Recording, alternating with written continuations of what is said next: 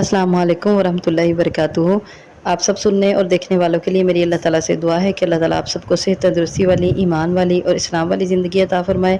تو آج انشاءاللہ العزیز ہم ایک بہت پیاری دعا پڑھیں گے جس میں ہم اللہ تعالیٰ کی محبت، ہر چیز کی محبت پہ غالب اللہ سے طلب کرتے ہیں اور اللہ تعالیٰ کا خوف طلب کرتے ہیں کہ اللہ تیرا خوف ہر چیز پر غالب ہو۔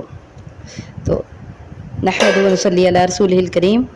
اللہم اجعل حبک احب الاشیاء الی واجعل خوفک اخوف الاشیاء الی واقطع عنی حاجات الدنیا بالشوق الى لقائک واذا اقررت اعین اہل الدنیا من دنیاہم فاقرر عینی من عبادتک۔